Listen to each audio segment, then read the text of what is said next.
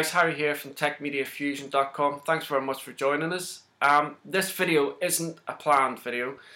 This morning when I was eating breakfast, this article was on BBC Breakfast News, and so I thought it was really quite important, and I wanted to make a quick video about this, pass it on out to you guys, and it might prevent something bad from happening to a friend that you know or your grandparents or parents. Now, we've all been told about different scams, internet scams that go on, such as emails coming through in your inbox, and you're always told not to open an email who you don't know where it's come from. You don't know the sender of the email, and so just delete it. Don't even bother opening it to find out what the contents are. There's been many cases where people have been promised X amount of $1,000 or pounds, but they've got to send over a certain amount of money for this money to be transferred into their account. And a lot of people, funnily enough, get caught out by these scams. And some people say, well, you know, if they're stupid enough to do it, then they're stupid, you know, they deserve everything they get. But that's not necessarily fair, because a lot of people just clearly aren't aware of these types of scams. And some people are just more trusting than others. Now, the report this morning was saying about internet scams are very much on the up. But it's gone to a different level now. Companies or people posing as companies are phoning people at home, and they're saying that they have a set amount of information about their computer systems, or that they're phoning up and saying, listen, we have detected a virus on your computer system, and we would like you to sit down now, turn on your computer, and we will go through how to extract this information. And on some occasions, that they give out IP addresses and all sorts of valuable information that these people need to gain access to your system, whether it's there and then that they gain access or whether it's at a different time. And obviously, once they gain access to your computer system, then they can do all sorts of things. They can either take information that's personal to you off the computer, or they can use your computer to fulfill their scams, and then it all falls back down onto your IP address when it gets investigated later. Now, these people seem to be targeting the more vulnerable, saying more vulnerable people. It's really hard to classify this now because so many people are computer literate these days, but it tends to be more the elderly, who have been given computers by their family to help them keep in contact with each other. Like my parents, for instance, they live in Northern Ireland, a different country than where I live. And I've got 3 children. My mum and dad love seeing the kids, but they refuse to have a computer in the house simply because they just haven't got a clue about the system. They don't have the time to be sat down and taught about it. This is what they say, and so they just don't want it in the house. But my brother lives over there, so they go across to his house, and if they want to have a conversation with the kids or something like that, then they'll do FaceTime from his house.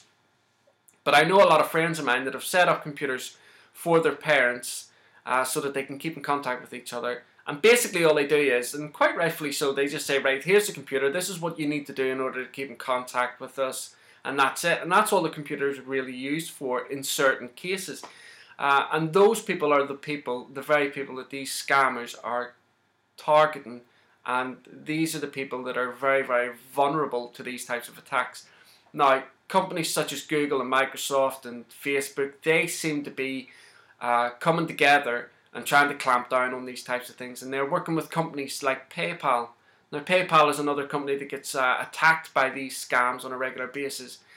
I know for certain I've received quite a lot of emails stating that it's from PayPal and that they need my password. They need my password in order to help me out with something that's going on within my account. Now, there's not really much we can do about it, and these companies, Google and Microsoft and Facebook and all the rest, they're saying that there's only a certain amount of protection that they can give out to people.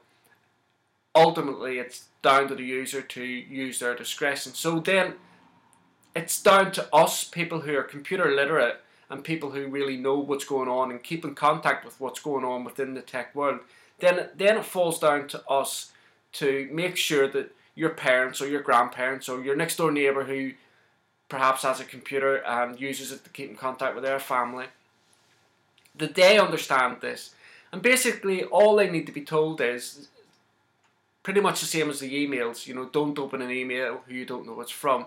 It's the same thing if somebody calls your house on the phone and says, even if they say that they're from a legitimate company, something like, you know, BT Telecom or AT&T or Vodafone or wherever it is they say they're from, nobody's going to ask you to give out your personal details on your computer.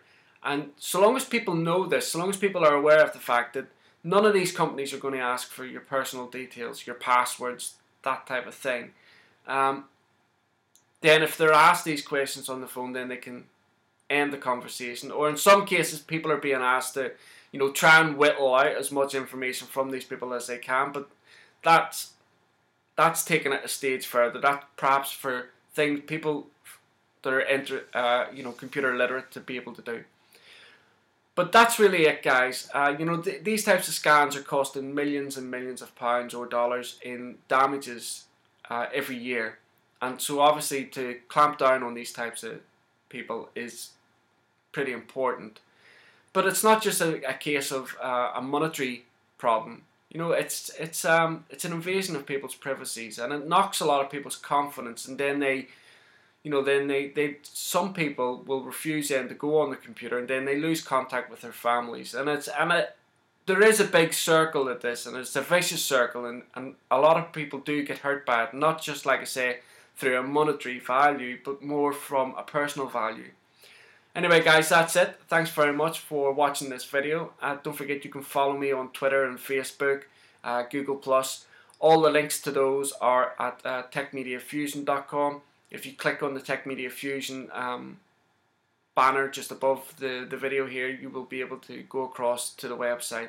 Thank you very much, guys, for all your support, and I look forward to seeing you all in the next video. Bye.